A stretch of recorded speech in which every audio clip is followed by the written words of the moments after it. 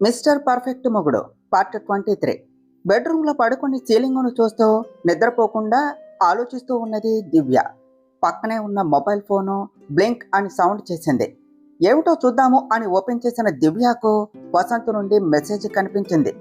వీడు ఇంకా నిద్రపోలేదా నా ప్రాణానికి అనుకుని మెసేజ్ ఓపెన్ చేసింది దివ్య. బ్లూటిక్ పడటంతో నిద్రపోకుండా ఏం చేస్తున్నావు అని అడిగాడు వసంత్. నువ్వేం చేస్తున్నావో నేను అదే చేస్తున్నాను, నాతో నీకెందుకు అన్నది దివ్య. భలే కష్టం నీతో, ఊరికనే చిరుబురులాడుతూ ఉంటావు అన్నాడు వసంత్. అంత కష్టం ఉన్నప్పుడు ఎవరు ఉండమన్నారు, నాకు దూరంగా ఉండొచ్చు కదా అన్నది దివ్య. అమ్మో అది అంతకంటే కష్టం అని బాధగా ఉండే ఎమోజీ పంపాడు వసంత్. ఎట్లా అయినా చావు, నాకెందుకు, నేను నిద్రపోవాలి అన్నది దివ్య. నిద్రపో, నేను మెసేజ్ చేయమని చెప్పలేదు కదా అన్నాడు వసంత్. నువ్వు మెసేజ్ చేస్తూ ఉంటే ఆ సౌండ్కు నాకు నిద్ర ఎలా వస్తుంది అన్నది దివ్య. సైలెంట్లో పెట్టుకుని పడుకో అన్నాడు వసంత్. నీకు రిప్లై ఇచ్చాను చూడు, నన్ను నేను కొట్టుకోవాలి అన్నది దివ్య. ఇంకెందుకు లేట్, కొట్టుకో అన్నాడు వసంత్.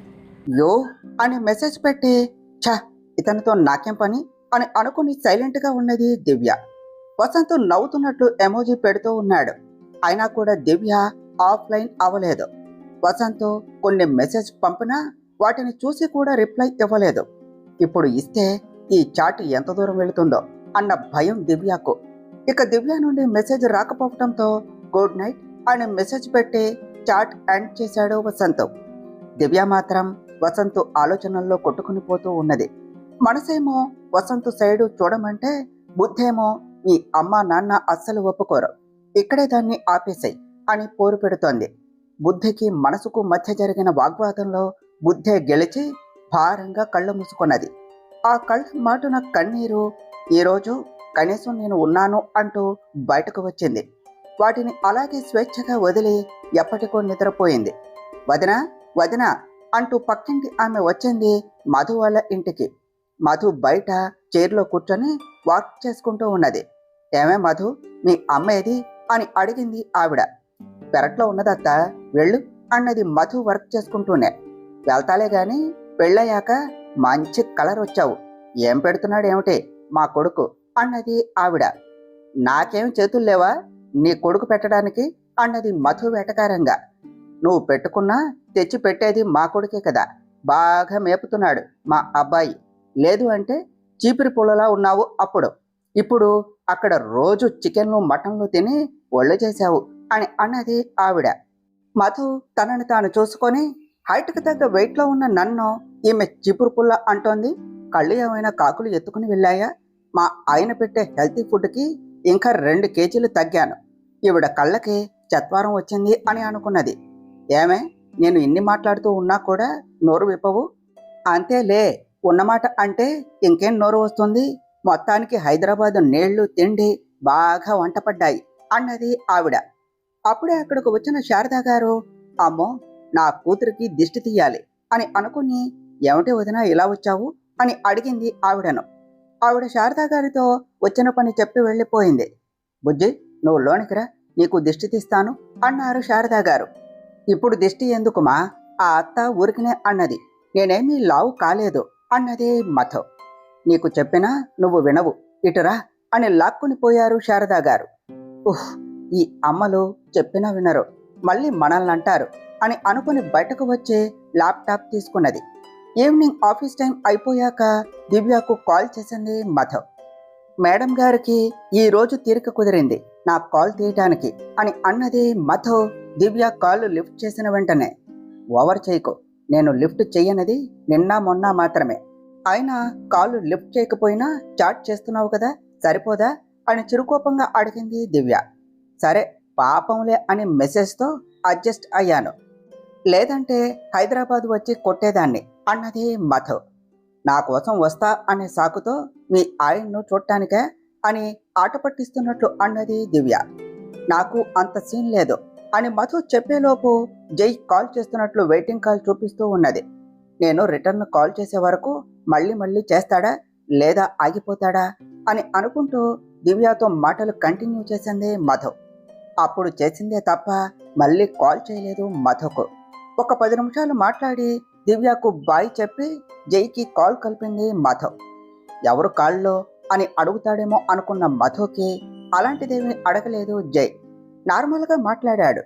ఇందాక కాల్ వెయిటింగ్ వచ్చింది కదా, అది ఎవరు అని అడగరా అని మధుని అడిగింది. ఎందుకు అడగాలి అని తిరిగి అడిగాడు జై. ఎవరు అని అడగాలి కదా, మీ కాల్ వచ్చినా కూడా నేను కాల్ వెంటనే చేయలేదు, దానికోసమైనా అడగాలి కదా అన్నది మధు. నువ్వు ఏ ఇంపార్టెంట్ కాల్లో ఉన్నావో తెలియదు, తెలియనప్పుడు ఎందుకు మళ్ళీ మళ్ళీ కాల్ చేయటం నీకు అన్నాడు జై. అదే అంటున్నాను, నాకంటే నీకు ఇంపార్టెంట్ కాలా?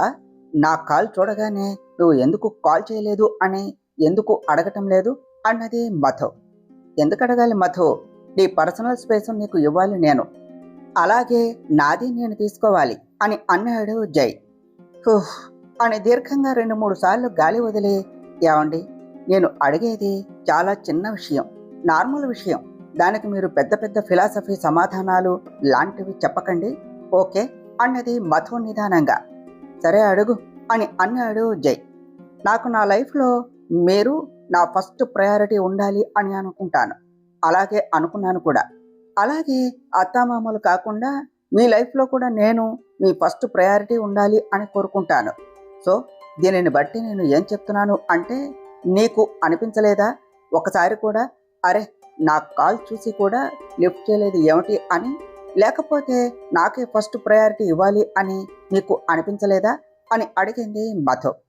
అనిపించలేదు, అనిపించదు కూడా అన్నాడు జై. లేకపోతే నా మీద మీకు అనుమానం, పోనీ పొసెసివ్ కూడా లేదా అని క్యూరియస్గా అడిగింది మధు. అనుమానం ఎందుకు, నాకు నీ మీద చాలా నమ్మకం ఉన్నది, అనుమానం అవసరమే లేదు, ఇంకా పొసెసివ్నెస్ ఎందుకు ఉండాలి అన్నాడు జై. ఎందుకు ఉండాలి ఎందుకు ఉండాలి ఎందుకు ఉండాలి అంటే నేనేం చెప్తాను ప్రతిసారి, ప్రతి ఒక్కదానికి ఎందుకు ఎందుకు ఎందుకు చిరాకు వచ్చి అరిచేసింది మధు. ఏమైంది ఇప్పుడు, ఎందుకు అలా అరుస్తున్నావు అని అన్నాడు జై. నాకు మీతో మాట్లాడుతూ ఉంటే పిచ్చి పట్టేలాగా ఉన్నది, మీ మాటలు నేను కాబట్టి తట్టుకుంటున్నానా, లేక మిమ్మల్ని అర్థం చేసుకోవటం నాకు రావటం లేదో అర్థం కావటం లేదు, ఎప్పుడు ఏ విధంగా మాట్లాడతారో పెద్ద పజిల్లా ఉన్నారు మీరు అన్నది మధు. మరి ఇది చాలా పెద్ద లైఫ్, ఈ లైఫ్ ఎండ్ అయ్యేలోపు ఏదో ఒక రోజు అర్థం చేసుకుంటావులే అని నవ్వాడు జై. సరిపోయింది సంబడం, ఇక మిమ్మల్ని నేను అర్థం చేసుకోవటంలోనే నా జీవితం మొత్తం అయిపోయేలా ఉన్నది అన్నది మధు. అలా ఎందుకు అనుకుంటున్నావు మధు అన్నాడు జై. నేను అలా అనుకునేలాగా మీరు చేస్తున్నారు, నేనేం చేయలేనిక, ఇంతకు మించి నా తల హీట్ అయ్యేదాకా నేను మాట్లాడాలి అని అనుకోవటం లేదు, ఇక రాత్రికి కాల్ చేస్తాను అన్నది మధు. రాత్రికి కూడా వద్దు మధు, ఇప్పటికే చాలాసేపు మాట్లాడుకున్నాం మనం, మళ్ళీ రేడియేషన్ ఎక్కువ అవుతుంది మనకు అన్నాడు జై. అని గట్టిగా అరిచి గో టు హెల్ అని కాల్ కట్ చేసింది మధు. లోపల నుండి శారదా గారు పరిగెత్తుకుంటూ వచ్చి, ఎందుకే అంతగా అరిచావు అని గాబరాగా అడిగారు మధును. గాడిద గుడ్డు పెట్టింది, నువ్వు వచ్చి చూస్తావు అని అరిచాను అని కోపంగా అన్నది మధు. గాడిద గుడ్డు పెట్టడం ఏమిటే అని విచిత్రంగా అడిగారు శారదా గారు. హైదరాబాదులో పెట్టిందట, వెళ్ళి చూడు పో అని శారదా గారిని పక్కకు నెట్టి, అందరూ భార్యలు భర్తల నుండి ఫ్రీడమ్ ఫ్రీడమ్ అంటూ ఏడుస్తూ ఉంటే నేను మాత్రం నా మొగుడికి నా ఫ్రీడమ్ తీసుకో బాబు అని చెప్పిన చేతుల్లో పెట్టినా పట్టించుకోడు అని రుసరుసలాడుతూ లోనికి వెళ్ళింది మధు. మధు కాల్ పెట్టగానే పొసెసివ్నెస్ అంటే ఏ విధంగా అని అడిగితే నా మీద అరిచి కాల్ పెట్టేసింది ఏమిటి, ఒకసారి వసంతను అడగాలి అని తనకు కాల్ చేశాడు జై. దివ్య ఇంటికి రీచ్ అయ్యేంతవరకు వెళ్ళి తిరిగి వస్తూ ఉన్న వసంతకు జై కాల్ చేయటంతో బండిని పక్కకు ఆపి, చెప్పరా అన్నాడు వసంత్. రే ఈ పొసెసివ్నెస్ ఏ విధంగా ఉంటుంది అని అడిగాడు జై. అదేం ప్రశ్నరా, అర్థం కాకుండా అడిగావు అని తల కొట్టుకుంటూ అన్నాడు వసంత్. అంటే ఒక అమ్మాయికి ఒక అబ్బాయికి ఏ సందర్భంలో ఉంటుంది అన్నాడు జై. వసంత్కు కొద్దిగా మ్యాటర్ అర్థమయ్యే, ఇప్పుడు నీకు వచ్చింది అంటావా లేకపోతే మధు అలా ఫీల్ అయ్యిందా అని అడిగాడు. మధు నాకు లేదా అని అడుగుతుందిరా, అదేమిటో అర్థం కావటం లేదు అన్నాడు జై.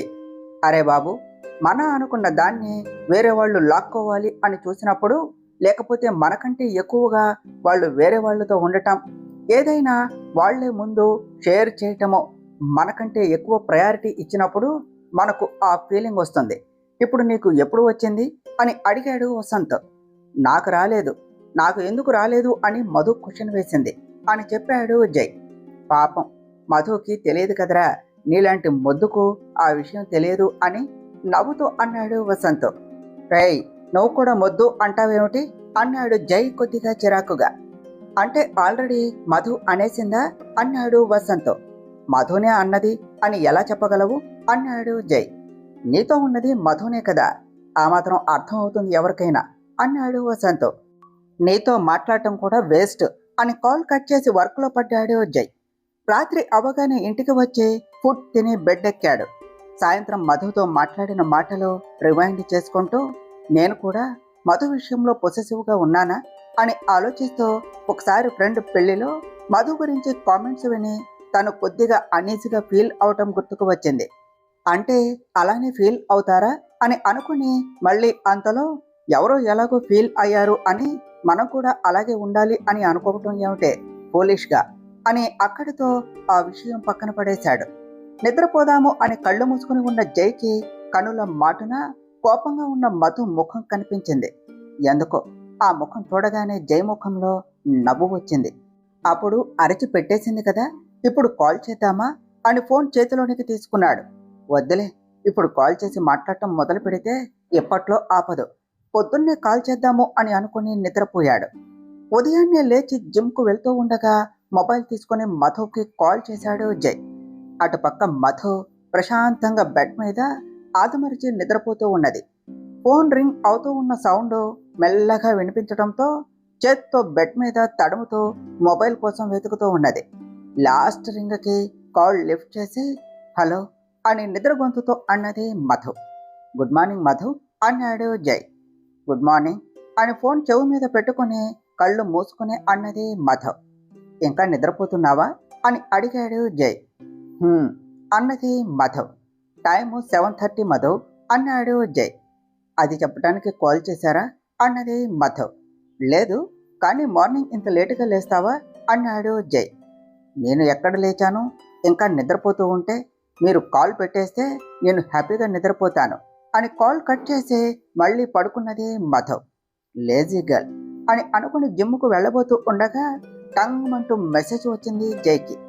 ఏమిటో అని చూస్తే మధు నుండి message, I'm not a lazy girl అని. చిన్నగా నవ్వుకుని జిమ్కు వెళ్ళాడు జై. మధుకి 10 రోజులు 10 యుగాలుగా గడిస్తే జైకి మాత్రం మామూలుగా గడిచాయి. ఎక్కడైనా ఎవరికైనా అమ్మ వాళ్ళ ఇంటిలో చాలా తొందరగా గడిచిపోయే రోజులు ఒక్క మధుకు మాత్రమే జైని చూడకుండా ఉండటంతో తొందరగా అయిపోతే బాగుండు అని అనిపించింది. ఈ 10 రోజుల్లో ప్రీతి జైకి దగ్గర కావాలి అని చాలా ట్రై చేస్తూ ఉన్నది. కానీ జై మాత్రం ఎంతలో ఉండాలో అంతలోనే ఉండేవాడు. ప్రతిసారి ప్రీతి ఎక్కువగా పర్సనల్ విషయాలు తీస్తున్నప్పటికీ పొడి పొడిగా సమాధానం చెప్పి ఊరుకునేవాడు. ఒకసారి మధు గురించి నెగిటివ్గా మాట్లాడితే ఎందుకు మాటిమాటికి నువ్వు మధు విషయం తీస్తున్నావు అని సూటిగా అడిగాడు జై.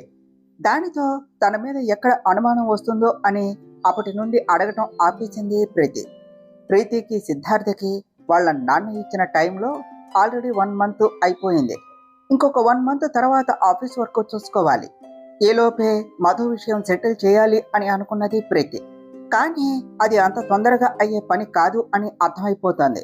అలాగని చూస్తూ ఊరుకోవాలి అని అనుకోవటం లేదు.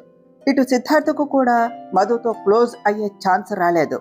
దివ్య వసంతుల మధ్య చిన్న చిన్న కోపాలతో గొడవలతో వసంతు చిలిపి మాటలతో దివ్య మనసు మెల్లగా కరగటం మొదలయ్యింది. ఈసారి వసంత్ ప్రపోజ్ చేస్తే నో చెప్పలేకపోవచ్చు దివ్య. ఆషాఢమాసం పూర్తి అవటంతో మధుని అత్తవారింట్లో దింపటానికి ప్రయాణం అయ్యారు శ్రీనివాస్ గారు.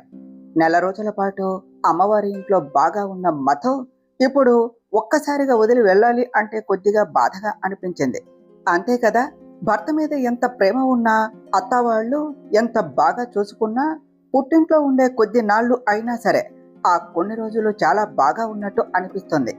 ముందు 10 రోజులు జై మీద బెంగతో వెళ్ళాలి అని ఉన్నా ఇప్పుడు అమ్మ వాళ్ళను వదిలి మళ్ళీ అత్తవారింటికి వెళ్ళాలి అంటే అంతకు మించి బెంగ వచ్చింది మధుకు.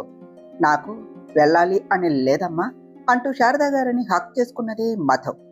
ఎప్పటికైనా వెళ్ళవలసిందే కదరా, నీకు ఎప్పుడు చూడాలి అనిపిస్తే అప్పుడు చెప్పు, వచ్చేస్తాం అని అన్నారు శారదా గారు. మీరు అలానే అంటారు, కానీ అస్సలు రారు. రమ్మని చెప్పిన ఆ పని ఉంది ఈ పని ఉంది అని చెప్పి తప్పించుకుంటారు అని ఏడుపు మొహం పెట్టి అన్నది మధు. ఈసారి అలా కాదులే, ఖచ్చితంగా వస్తాను సరేనా అని చెప్పి శ్రీనివాస్ గారితో మధుని పంపించారు. మధు స్టార్ట్ అవ్వగానే కనుచూపు మేర చూసి తడితేరిన కళ్ళని తుడుచుకొని లోనికి వెళ్ళిపోయారు శారదా గారు. హాయ్రా బావా అంటూ లోనికి వచ్చాడు వసంత్. జై కూడా హాయ్ అని వసంతును విష్ చేసి, ఏమిటి కొత్త పిలుపు అని అడిగాడు వర్క్ చేసుకుంటూనే.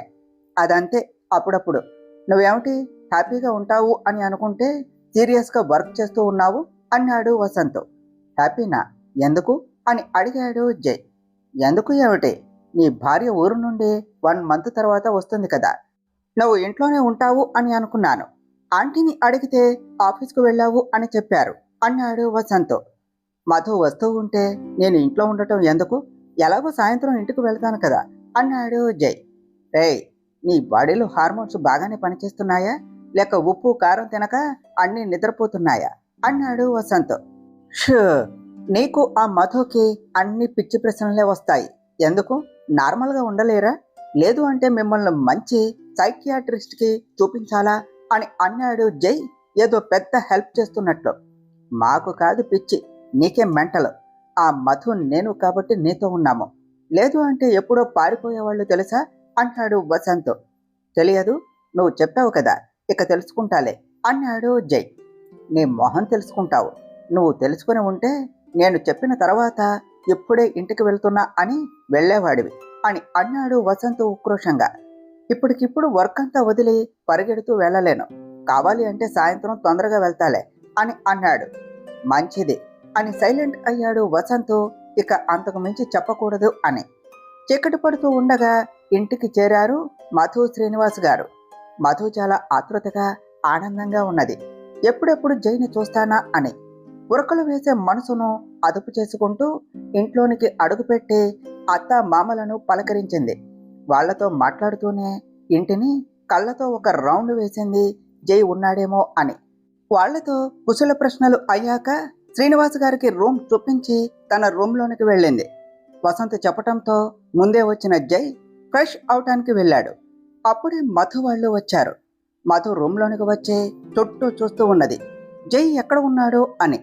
పాపం చిన్న బాబు అనుకుంటోంది, ఎక్కడైనా దాక్కొని ఆట పట్టించటానికి. తనని ఆట పట్టిస్తూ సడన్ గా వచ్చి హగ్ చేసుకుంటాడు అని కలలు కంటున్నట్లు ఉన్నది మధు. బాల్కనీలోనికి వెళ్ళి చూసింది, అక్కడ కూడా లేడు. పోనీ బాత్రూంలో ఉన్నారా అని అనుకున్నది, ఎందుకంటే కింద కారు ఉన్నది అంటే ఇంటికి వచ్చేశారు అనే కదా. ఇక బాత్రూంలో ఉన్నాడేమో చూడాలి అని బాత్రూమ్ దగ్గరకు వెళుతూ ఉండగా జైని బాత్రూంలో నుంచి బయటకు వచ్చాడు. జైను చూడటంతోనే ఏవండి అంటూ హక్ చేసుకున్నది ఆత్రం ఆగని మన మధు. ఒక్క నిమిషం ఆగి ఉంటే జై ఎలా రియాక్ట్ అయ్యేవాడో తెలిసేది, కానీ మన మధు అంత ఛాన్స్ ఇవ్వలేదు. మధు జైని గట్టిగా హక్ చేసుకుని I miss you so much, I miss you అని తన తల పైకెత్తి తన బుగ్గన ముద్దు పెట్టి and I love you so much అని చెప్పింది. జై కూడా మధుని నార్మల్గా హక్ చేసుకుని బాగా ఎంజాయ్ చేసి వచ్చావా అని అడిగాడు. మధు చెప్పిన 2 విన్నా కూడా ఏమీ చెప్పకుండా మిస్ యూ అని కూడా చెప్పరా అని క్యూట్గా ఫేస్ పెట్టుకుని అడిగింది మధు. తన గడ్డం పట్టుకుని నాకు అనిపించినప్పుడు చెప్తాను కదా అన్నాడు జై. పోనీ కిస్ అని ఇంకాస్త క్యూట్గా అడిగింది మధు.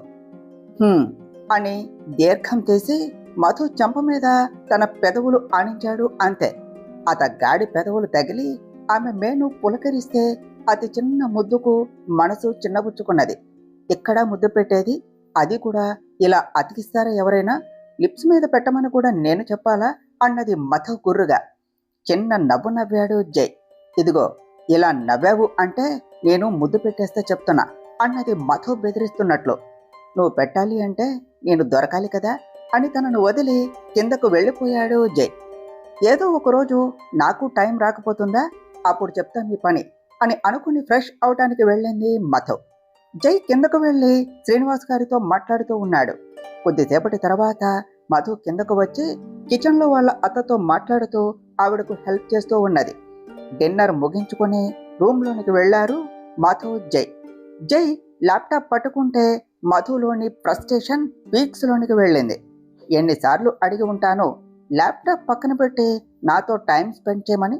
ప్రతిరోజు నేను చెప్పటమే అవుతుంది తప్పితే ఈయన గారు మాత్రం తన పద్ధతి మార్చుకోవటం లేదు. చూద్దాం ఈరోజు నా దగ్గరకు వస్తాడో రాడో అని అనుకుని అటు తిరిగి పడుకొని జై కోసం వెయిట్ చేస్తూ ఉన్నది మధు. మధు కోసం అని ముందే రావటంతో ఒక ఇంపార్టెంట్ వర్క్ మిగిలిపోయింది జైకు. అది కంప్లీట్ చేయాలి అనే మైండ్లోనే ఉన్నాడు. కానీ మధు వచ్చింది తనతో టైం స్పెండ్ చేయాలి అని కొంచెం కూడా అతని ఆలోచనల్లో లేదు. జై కోసం చూసి చూసి తెలియకుండానే నిద్రపోయింది మధు. దాదాపు 11 అవుతూ ఉండగా వర్క్ కంప్లీట్ చేసుకొని మధు సైడ్ చూశాడు. ప్రశాంతంగా నిద్రపోతూ కనిపించింది. తన పక్కన పడుకొని అతని చెయ్యి చాచి భుజం మీదుగా మధును దగ్గరకు తీసుకొని పడుకున్నాడు. ఇన్ని రోజులుగా ఎంటీగా అనిపించిన జైకి ఈ రోజు ఫుల్ఫిల్ అయినట్లు అనిపించింది. హ్యాపీ స్మైల్తో పడుకొని నిద్రపోయాడు. ఈ నెల రోజులు కూడా మధు లేక తన మాటలు లేక చాలా నిశ్శబ్దంగా అనిపించింది జైకి. బెడ్ మీద పడుకున్నప్పుడు కూడా చాలాసార్లు ఆదమరుపుగా భుజం చూసుకున్నాడు కూడా. పైకి చెప్పకపోయినా లోపల మాత్రం మధు ఇక్కడే ఉంటే బాగుండు అని అనిపించింది.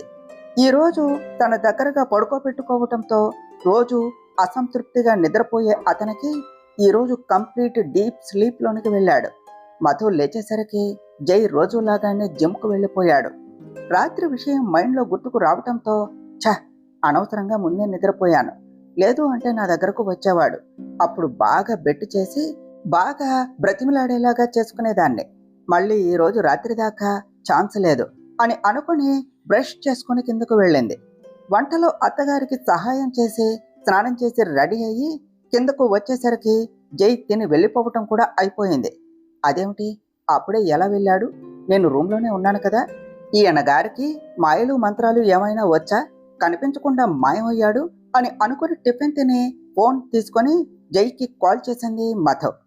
కారులో వెళుతూ ఉన్న జై కాల్ చూసి కట్ చేసి ఐఆమ్ ఇన్ డ్రైవ్ అని మెసేజ్ చేశాడు. ఇప్పుడు ఫోను కారు బ్లూటూత్కి కనెక్ట్ చేసుకొని మాట్లాడొచ్చు, ఆ విషయం తెలియదా అంటూ తను కూడా మెసేజ్ చేసింది.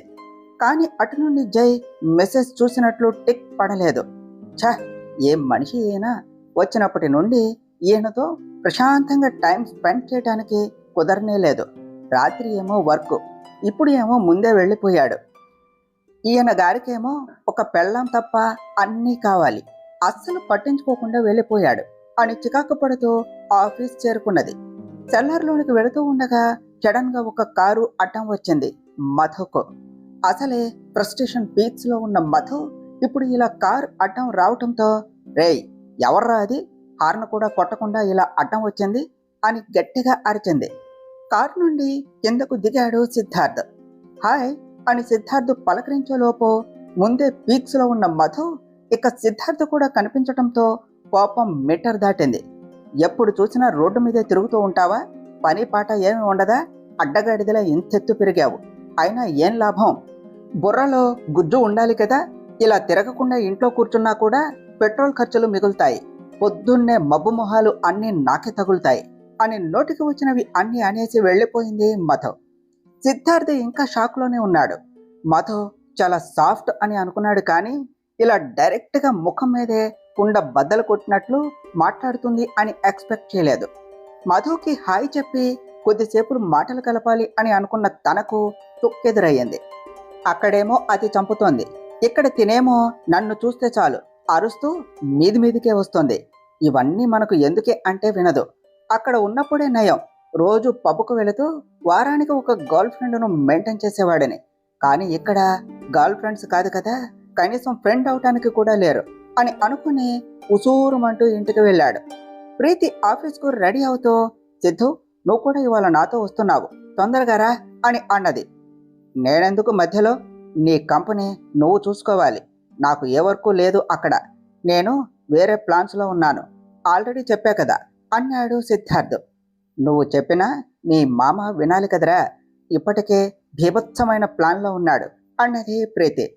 ఏం ప్లాను అని కంగారుగా అడిగాడు సిద్ధార్థ్. మన ఇద్దరికి కంపెనీ అప్పగించి మన ఇద్దరికి పెళ్లి చేసి హాయిగా సెకండ్ హనీమూన్కు వెళ్తాడట అని టిఫిన్ తింటూ చెప్పింది ప్రీతి. ఏమిటి అని గట్టిగా అరిచాడు సిద్ధార్థ్. నువ్వు నోరుముయ్. మీ మామయ్య నీ గొంతు విన్నాడు అంటే మళ్ళీ మొదటి నుండి మొదలు పెడతాడు అన్నది ప్రీతి. నీకేం, నువ్వు ఇలాగే చెప్తావు, కానీ నాకు ఇక్కడ టెన్షన్తో బాడీ చల్లబడుతుంది. నీకు నాకు పెళ్ళేమిటి అని కంగారుగా అన్నాడు సిద్ధార్థ్. అవును, ప్రేమించే వాళ్ళనే చేసుకుంటే మనసు జీవితం రెండు హ్యాపీగా ఉండేది అన్నది ప్రీతి. ఒసేయ్, ఏం మాట్లాడుతున్నావు? ప్రేమించిన వాళ్ళు ఏమిటి, పెళ్ళి ఏమిటి? అయినా నీతో నేను జీవితాంతం ఉండలేనే తల్లి అని అన్నాడు సిద్ధార్థ్. ఉండాలి, ఉండి తీరాలి. ఒకవేళ నీకు పెళ్ళైనా కూడా మా ఇంట్లో నువ్వు ఫ్యామిలీ పెట్టాలి అన్నది ప్రీతి. చాలా వరస్ట్గా ఉన్నది అలా చేస్తే అంటూ ముఖం ఎగటగా పెట్టి అన్నాడు సిద్ధార్థ్. ఏమీ పర్లేదు, నా క్రిష్ది పెద్ద మనసు, ఒప్పుకుంటాడు అన్నది ప్రీతి. అప్పుడే క్రిష్కు నీకు పెళ్లి అయినట్టు ఊహించుకుంటున్నావా అంటూ కొంచెం షాకింగ్గా అన్నాడు సిద్ధార్థ్. ఊహించుకోవడం ఏమిటే, ఎప్పుడో ఫిక్స్ అయ్యాను. నా జీవితానికి క్రిష్ మాత్రమే నా భర్త, ఇంకెవరిని రానివ్వను అని చాలా సిన్సియర్గా చెప్పింది ప్రీతి. ఇది కొంచెం ఓవర్గా లేదా ప్రీతి? తను లేకుంటే ఇక ఎవ్వరూ లేనట్లు అలానే ఉంటావా? పాతకాలం వాళ్ళలా ఆలోచిస్తున్నావు నువ్వు. ఈ ఆలోచన మానుకుంటే బాగుంటుంది. లేదు అంటే అందరూ సఫర్ అవ్వవలసి వస్తుంది నీకోసం అని ఈ పని చేస్తున్నాను. లేదు అంటే అసలు ఇలా మ్యారీడ్ వాళ్ళను డిస్టర్బ్ చేసే ఆలోచనలు నాకు అస్సలు లేవు. నువ్వు కూడా నీ నిర్ణయం మార్చుకుంటే నా అంత సంతోషించేవాడు ఇంకొకరు లేరు అని సీరియస్గా చెప్పి వెళ్ళిపోయాడు సిద్ధార్థ్. ఇటు దివ్య సాయంత్రం ఆఫీసు నుండి ఇంటికి స్టార్ట్ అయ్యింది. ఓయ్, నేను చెప్పినది ఏమి చేశావు అని వెనకే వచ్చాడు వసంత్. ఏం చెప్పావు అని అడిగింది దివ్య. ఏమీ చెప్పలేదా? 3 నెలల నుండి నీ చుట్టూ తిరుగుతున్నాను, అర్థం కాలేదా అని అడిగాడు వసంత్. కాలేదు, నువ్వు నా వెంట పడుతున్నావు అని వద్దు అని చెప్పాను ముందే, కానీ నువ్వే నా మాట వినకుండా వస్తున్నావు. అసలు ఎందుకు వస్తున్నావు? ఏమి చెప్పాలి అని అనుకుంటున్నావో నీకైనా తెలుసా అని అడిగింది దివ్య. అసలు అలా ఎందుకు అడిగిందో తనకే అర్థం కావటం లేదు. తనకు తెలియకుండానే తన మనసు వసంత్ నుండి ప్రపోజల్ ఆశిస్తుంది. దివ్య మాటలు విని వసంత్ ముఖం వెలిగిపోయింది. ఏయ్ దొంగ, నా నుండి నువ్వు ఏం కావాలి అని అనుకుంటున్నావో అర్థమయ్యింది. ఈ ముక్క ముందే తెలిసి ఉంటే ఎప్పుడో మన పెళ్లి అయ్యేది అన్నాడు వసంత్ దివ్య బుగ్గగిల్లే. దివ్య బుగ్గ రుద్దుకుంటూ, నేనేం చెప్పాను, నీకేం అర్థమైంది? మన పెళ్ళెందుకు అవుతుంది అన్నది కోపంగా. ఎందుకు అవుతుందో ఏమి అర్థమైందో నాకు తెలుసులే, ఇక రెడీగా ఉండు, వస్తాను అని వెళ్ళిపోయాడు వసంత్. రెడీగా ఉండు అంటున్నాడు, ఏం చేస్తాడో ఏమిటో అని ఇంటికి వెళ్ళింది దివ్య. ఇంటికి వచ్చిన మధు ఫ్రెష్ అయ్యి రూమ్లో కూర్చొని జై గురించి ఆలోచిస్తూ ఉన్నది. తనంటే ఇష్టం, నమ్మకం ఉన్నది, అది కనిపిస్తోంది. కానీ ఒక బంధం నిలబడాలి అంటే ప్రేమ కూడా ముఖ్యమే. నిన్న తను లవ్ యూ చెప్పినా కూడా విననట్టు ఏం సమాధానం లేదు. నా ప్రయత్నంలో లోపం ఉన్నదా, లేక ఈ మనిషే ఇంత? ఈ 4 నెలల్లో ఒక మనిషి ఆలోచనలు, పద్ధతులు మారటం ఇంత కష్టమా? ఒకరి ప్రేమ గెలుచుకోవటం అసాధ్యమా? ఈ ఆలోచనలో జై వచ్చింది కూడా చూడలేదు మధవ్. జై తన భుజం తట్టి కదిపి, ఏమిటి ఇలా ఆలోచిస్తున్నావు? ఎప్పుడు చూసినా ఏదో ఒక ఆలోచనలో ఉంటావా అని అడిగాడు. ఏమీ లేదు, ఇప్పుడైనా వచ్చింది అని అడిగింది మధు ఏమీ చెప్పకుండా. మార్నింగ్ డ్రెస్లో ఉన్నాను అంటే ఇప్పుడు వచ్చినట్లే కదా అని అడిగాడు జై నవ్వుతో. మార్నింగ్ నేను చూశానా మిమ్మల్ని? లేదు అంటే నేను సెలెక్ట్ చేసి పెట్టిన డ్రెస్ వేసుకున్నారా అని అడిగింది మధు. చూడలేదు అన్నాడు జై. మరి నాకెలా తెలుస్తుంది మీరు ఇప్పుడే వచ్చారో లేదంటే మళ్ళీ బయటకు వెళ్ళే ప్రోగ్రాం ఉన్నదో అన్నది మధు. సరే, ఇప్పుడే వచ్చాను, ఎందుకు అలా ఉన్నావు అని అడిగాడు జై. నేను ఎలా ఉన్నానో కూడా మీకు తెలుస్తుందా అని ఆశ్చర్యం నటిస్తూ అడిగింది మధు. ఎందుకు తెలియదు, కనిపిస్తోంది కదా నీ ఫేస్లో అని చెప్పాడు జై. ఓయబ్బో, ఫేస్ రీడింగ్ కూడా తెలుసా మీకు అంటూ బుగ్గల మీద 2 చేతులు పెట్టుకుని అడిగింది మధు.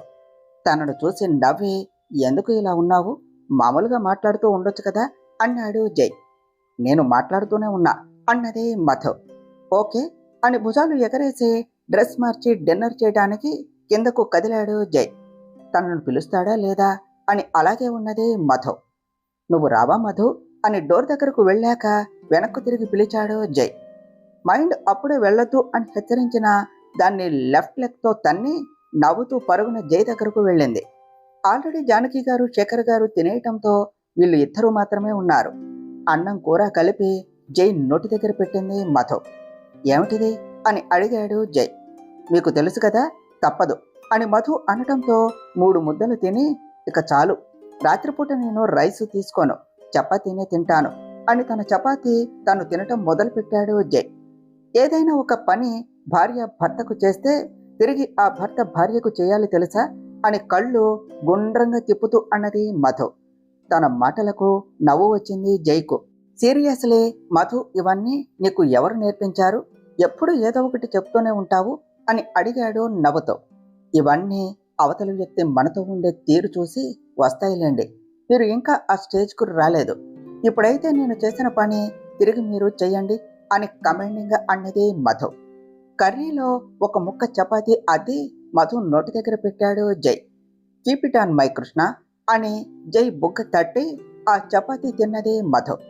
ఒకసారి తనకు పెట్టించుకొని ఇంకొకసారి తను పెడుతూ మ్యారేజ్ అయ్యాక పెళ్లి కొడుకు పెళ్లి కూతురు ఒకరికి ఒకరు తెరిపించుకునే ఘట్టం మధుకి 4 months తర్వాత ఇప్పుడు అయ్యింది.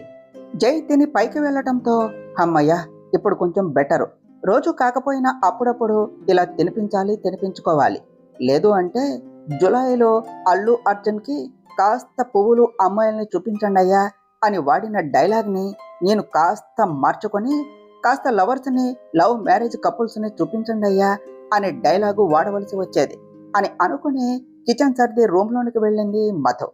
మధు రూమ్లోనికి వెళ్ళేసరికి రోజు కంటే భిన్నంగా ఈరోజు బుక్ పట్టుకుని కూర్చున్నాడు జై. ఇదేమిటి, మెనూ మారింది, నేను లేని టైంలో నా సవతుల లిస్టు పెరిగిందా ఏమిటే అని అనుకుని లోనికి అడుగుపెట్టింది మధు. తరువాత ఏమి జరిగిందో నెక్స్ట్ పార్ట్లో తెలుసుకుందాం ఫ్రెండ్స్. డియర్ ఫ్రెండ్స్, మీకు కనుక ఈ కథ నచ్చినట్లయితే మీ అభిప్రాయాలను కామెంట్ల రూపంలో తెలియచేయండి. ఈ వీడియోను లైక్ చేయండి, షేర్ చేయండి, మా ఛానల్ను సబ్స్క్రైబ్ చేసుకోండి ఫ్రెండ్స్. Thank you.